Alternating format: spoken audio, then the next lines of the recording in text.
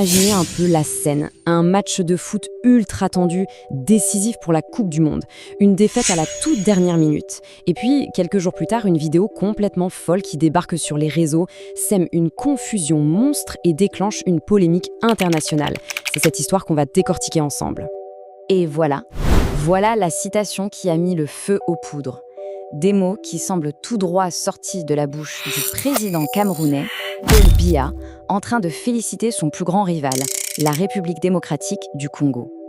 Une déclaration qui, si elle était vraie, serait absolument hallucinante.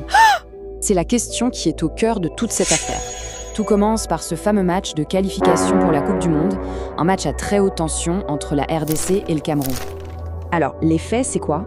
Le 13 novembre 2025, la RDC gagne contre le Cameroun. Mais ce qui rend cette victoire si spectaculaire, c'est le but de Chancel Mbemba, marqué à la 92e minute, dans les toutes dernières secondes. Pour les Lions indomptables, la défaite est vraiment amère. Et c'est là, juste après, que tout s'emballe.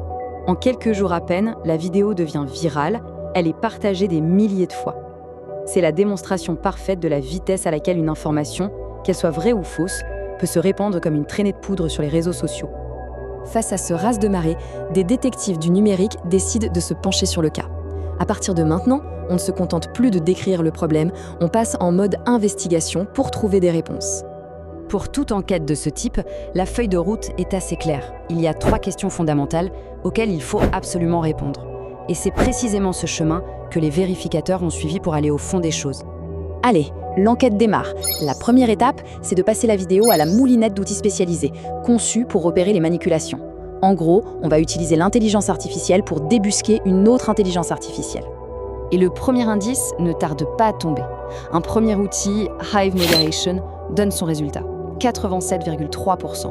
C'est une probabilité quand même très élevée qui suggère que la vidéo n'est pas naturelle. Le doute commence sérieusement à s'installer. Deuxième élément de preuve, on se concentre cette fois sur l'image. Un autre outil, Deepfake-O-Meter, signale une très forte probabilité que le visage du président ait été modifié. L'étau se resserre. Et là, c'est le coup de grâce. L'analyse audio, elle, est sans appel. Plus de 90% de certitude que la voix n'est pas celle du président Biya, mais bien un clone vocal généré par une IA. Le son étant faux, c'est quasiment certain. Bon, à ce stade, les preuves numériques sont accablantes. Mais pour vraiment boucler l'affaire, il manque encore une chose, la preuve irréfutable. Il faut retrouver la vidéo source, l'originale, celle qui n'a pas été modifiée. Et la technique utilisée pour dénicher cette preuve, vous allez voir, elle est d'une simplicité presque déconcertante. Une bête capture d'écran de la vidéo qu'on va simplement glisser dans un outil de recherche d'images inversée.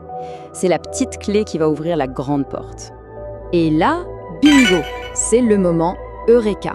La recherche fonctionne et permet de retrouver la vidéo originale.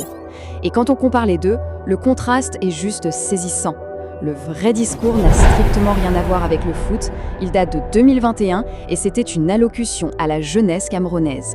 La supercherie est exposée au grand jour.